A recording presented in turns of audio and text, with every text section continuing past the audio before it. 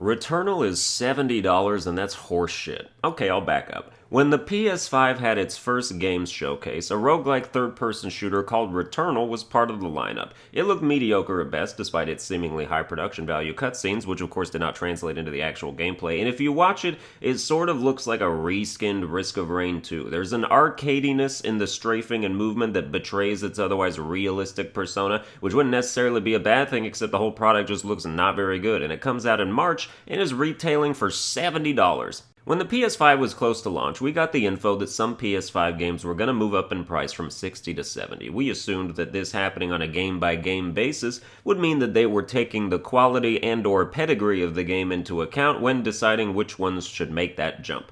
The latest Call of Duty, as well as the highly anticipated at the time Demon's Souls remake, landed on $70, while other lesser PS5 games like Sackboy: A Big Adventure stayed at the original 60. Of course, Godfall was also $70, and that game was just okay, and only even reached that level if you played it with friends, so I guess Returnal is just further proof that the price line is arbitrary as far as quality is concerned. But this is especially an issue because of Returnal's genre. It's a roguelike, and when it comes out, it will be the most expensive roguelike ever released. Will it be the best roguelike ever released? Absolutely not. I can think of half a dozen roguelikes on Steam that are triple the appearing quality at a third of the price. The average price of a really good roguelike game is literally like $25. Rogue Legacy, Hades, The Binding of Isaac, Spelunky, Crown Trick, Slay the Spire, Monster Train, Into the Breach, Iris and the Giant, Neon Abyss, Nuclear Throne, Undermine. Okay, a dozen. Even better. None of these games ever went past 30, and half of them didn't even go past 20. Some of them have hundreds of hours of replayability. But the roguelike genre is a cheap genre, because despite all its replayability, games usually only have a few hours of distinct, untreaded content in between the much longer amounts of time you spend recycling with slight variations. But that's addicting,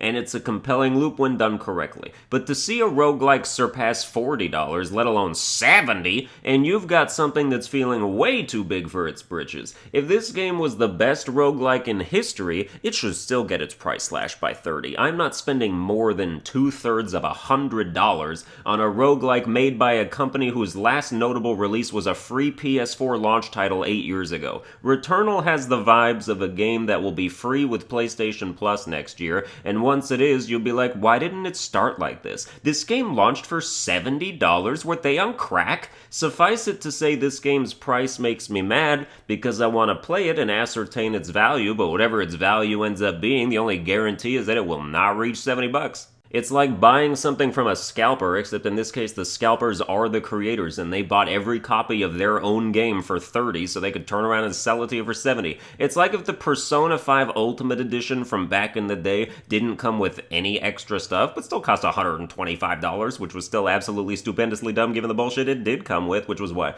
Japanese audio, the soundtrack, and like 4 costumes. But Atlas can get away with something like that because they have a largely sycophantic fan base, but Returnal? Hell nah.